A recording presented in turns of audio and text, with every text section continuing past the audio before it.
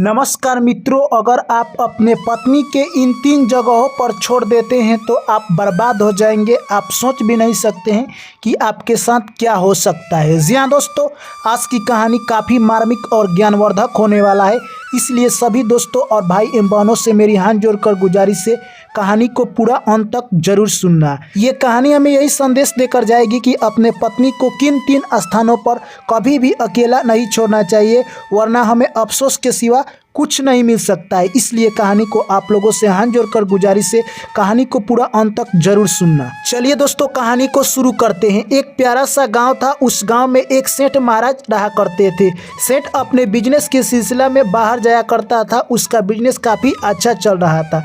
धीरे धीरे समय निकलता गया और कुछ समय के बाद एक बार उसके बिजनेस में डाउनफॉल आता है। बिजनेस धीरे धीरे गिरने लगता है। इस बात को लेकर सेठ अपने मन में सोचने लगता है कि अगर मैं अपने बिजनेस को ठीक नहीं करता हूं तो आने वाले समय में हमारे लिए दिक्कत हो सकता है। इस तरह से सेठ ने शहर जाने का फैसला किया और अपने पत्नी को लेकर गांव छोड़कर शहर चल देता है। शहर में जैसे ही सेठ जा रहा था, रास्ते से गुजरना पड़ता था। रास्ते में कुछ डाकू मिलते हैं और उसके पास जो भी धन दौलत और सोना चांदी था वो छीन लेते हैं। इस तरह से सेठ के पास अब कुछ भी पैसा नहीं था और वो शहर पहुंच जाता है।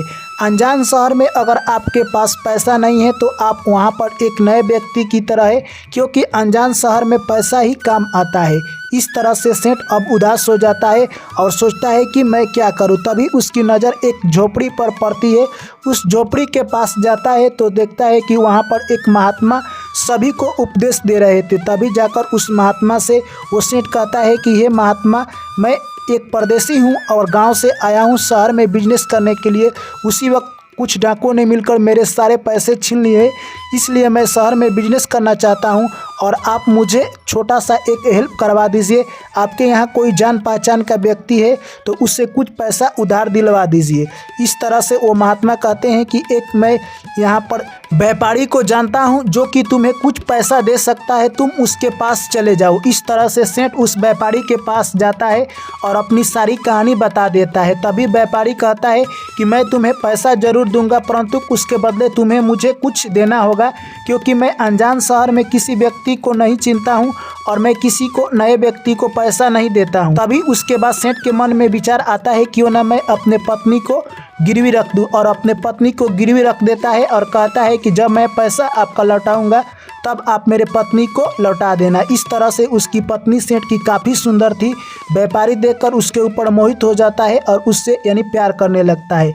समय धीरे धीरे निकलता गया और कुछ समय के बाद कहे तो सेठ का बिजनेस काफ़ी अच्छा चलता है और दिन दुगुना रात चौगुना यानी कहे तो वृद्धि होने लगा।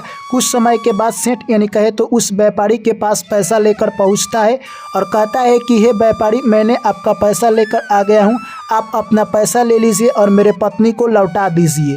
उसके बाद यानी कहे तो व्यापारी कहता है कि हे सेठ, आपकी पत्नी के आज से 3 माह पहले ही देहांत हो गया है, मैं आपकी पत्नी को नहीं लौटा सकता हूँ। यह बात सुनकर यानी कहे तो सेठ के मन में थोड़ा सा दुख लगा और उसके बाद सेठ कहता है कि आप सही कह रहे हैं, अगर मेरे पत्नी का मौत 3 माह पहले हो गया है, वो मेरे यहाँ रहती या आपके यहाँ, उसे कोई रोक नहीं सकता है, परंतु आप अपना पैसा ले लीजिए, क्योंकि मुझे लगेगा कि मैंने जिसका धरोहर लिया था उसे वापस लौटा दिया हूँ। इस तरह से दोस्तों आपको बता दे, वो व्यापारी कहता है कि नहीं, मैं आपकी पत्नी को वापस नहीं लौटा रहा हूँ, इसलिए मैं पैसा नहीं लूँगा। इस तरह से सेठ वहाँ से उदास होकर उस महात्मा के पास जाता है, सारा कहानी सुना देता है। उसके बाद महात्मा कहते हैं कि नहीं, तुम्हारी पत्नी जिंदा है। वो व्यापारी सरासर झूठ बोल रहा है, तुम इस राज्य के राजा के पास जाओ, वो तुम्हारा न्याय जरूर करेंगे। उसके बाद वो राजा के पास जाता है और अपनी सारी कहानी सुना देता है। राजा अगले दिन उस व्यापारी को अपने राज दरबार में बुलाते हैं और कहते हैं कि हे व्यापारी, तुमने इस सेठ के साथ इतना गलत काम क्यों किया है? तुमने इसके पत्नी को धरोहर के रूप में रखा था, इसके पत्नी को क्यों नहीं लौटा रहे हो? तभी वो व्यापारी कहता है कि हे महाराज, मैंने इसके पत्नी को धरोहर के रूप में रखा था, परंतु आज से 3 माह पहले उसका तबीयत खराब हो गया और उसकी मृत्यु हो गई। तभी राजा कहते हैं कि तुम्हारे पास क्या सबूत है? उसके बाद व्यापारी कहता है कि मेरे पास जो डॉक्टर दवा दे रहा था उसका भी सबूत है और जो 4 लोग जो कि अंतिम संस्कार किए हैं उनका भी सबूत है। इस तरह से दोनों सबूतों को लाकर राजा के पास पेश कर देता है और राजा यानी कहे तो उस सेठ को समझा बुझाकर घर भेज देते हैं। फिर वो महात्मा के पास जाता है और अपनी सारी कहानी सुना देता है। उसके बाद महात्मा कहते हैं कि मुझे राजा तो इतना बुर्बक नहीं लगता है जितना कि वो बुर्बक है। इस तरह से उसके बाद महात्मा कहते हैं कि हे सेठ, तुम जाओ उस राजा के पास और कहना कि तुम मुझे 2 घंटा के लिए राजा बनने दो, उसके बाद कैसे न्याय किया जाता है मैं बताऊंगा। यह बात जाकर सेठ उस राजा से कहता है। तभी राजा कहते हैं कि ठीक है, अगर आपको 2 घंटा राजा बनने के बाद आपको न्याय मिल सकती है तो मैं इसके लिए तैयार हूँ। इस तरह से दोस्तों आपको बता दे, वो महात्मा जाते हैं और 2 घंटा के लिए कहे तो राजा बन जाते हैं। उसके बाद वो महात्मा जो कि राजा बन जाते हैं कहते हैं कि इसी वक्त यानी कहे तो उस व्यापारी को बुलाया जाए।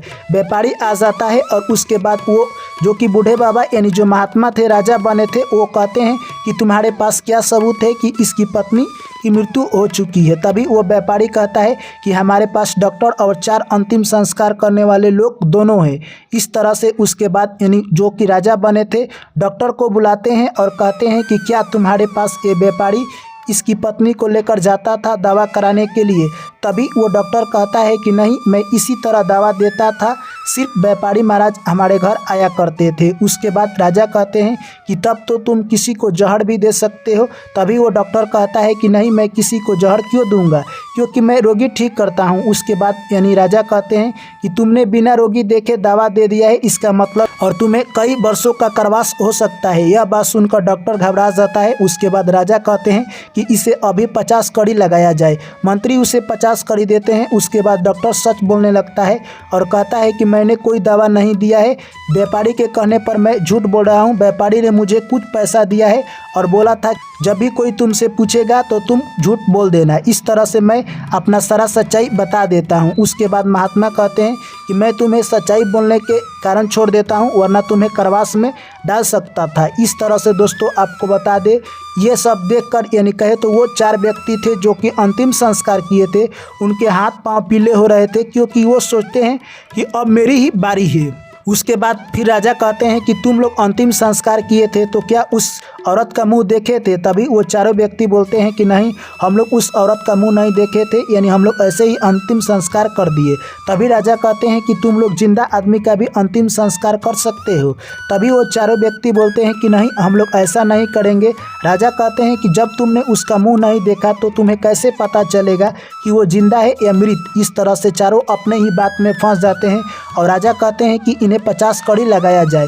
सभी को जब 50 कड़ी लगता है तो वो दंग रह जाते हैं और उसके बाद चारों सच्चाई उगल देते हैं और कहते हैं कि हम लोग व्यापारी महाराज के कहने पर झूठ बोलने का वादा किया था और हम लोग पैसा लिए हैं, इसलिए झूठ बोल रहे हैं। उसके बाद राजा कहते हैं कि तुम लोगों को करवास में जरूर डाला जाएगा। उसके बाद वो लोग सच बोल देते हैं और इसके बाद राजा कहते हैं कि हे व्यापारी, अब तुम बताओ तुम्हारी सजा कितनी की जाए, यानी तुम जितना झूठ बोल रहे हो इसके लिए तुम्हें करवास में डाल दिया जाएगा। उसके बाद व्यापारी कहे तो उस महात्मा के चरणों में गिर जाता है और कहता है कि हे राजन, आप मुझे क्षमा कर दीजिए। उसके बाद व्यापारी अपने घर कुछ दूतों को भेजकर उसके पत्नी को मंगवा देता है और उसके बाद कहे तो उसके पत्नी को वापस लौटा देता है। इस तरह से सेठ अपने पत्नी को पाकर काफ़ी खुश होता है और उस महात्मा के चरणों में गिर जाता है। इस तरह से सेठ और उसकी पत्नी के साथ महात्मा वहाँ से फिर अपने कुटिया में चले जाते हैं। उसके बाद महात्मा उस सेठ से कहते हैं कि इन 3 स्थानों पर कभी भी अपने पत्नी को अकेला नहीं छोड़ना चाहिए। तभी वो सेठ कहता है कि वो 3 कौन से स्थान हैं। सबसे पहले महात्मा कहते हैं कि पहला यानी नौजवान पुरुष के साथ अपने पत्नी को कभी भी अकेला नहीं छोड़ना चाहिए, क्योंकि नौजवान पुरुष का नियत कभी भी खराब हो सकता है और आपके पत्नी के साथ गलत कर्म कर सकता है। इसलिए पत्नी को कभी भी नौजवान पुरुष के साथ नहीं छोड़ना चाहिए। और दूसरा, कभी भी अनजान व्यक्ति के साथ अपने पत्नी को नहीं छोड़ना चाहिए, क्योंकि अनजान व्यक्ति आपको धोखा दे सकता है। और तीसरा, आपका दोस्त हो या दुश्मन कोई भी यानी कहे तो मर्द अकेला हो तो उसके साथ अपने पत्नी को नहीं छोड़ना चाहिए, क्योंकि उसका नियत खराब हो सकता है और अपने पत्नी के साथ गलत कर्म कर सकता है। इसलिए अगर जो भी पुरुष इन 3 स्थानों से अपने पत्नी को बचा कर रखता है वो जिंदगी में सुखी रहता है और उसे शांति मिलती है। इसलिए कभी भी इन 3 स्थानों पर अपने पत्नी को अकेला नहीं छोड़ना चाहिए। इस बात को सुनकर सेठ समझ जाता है और महात्मा के चरणों में गिरकर क्षमा मांगता है और पुनः अपने घर वापस चला जाता है और अपनी ज़िंदगी पहले की तरह व्यतीत करने लगता है। दोस्तों, ये कहानी यहीं पर समाप्त होती है। मैं आशा करता हूँ वीडियो अच्छी लगी है तो वीडियो को लाइक कीजिए, चैनल को सब्सक्राइब कीजिए और आप लोग जरूर कमेंट कीजिएगा। पुनः आप लोगों से मुलाकात मुलाकात होगी एक नई वीडियो में। तब तक आप लोग मुझे दीजिए इजाज़त। सभी साथियों को मेरा प्यार भरा नमस्कार। जय श्री कृष्ण। राधे राधे।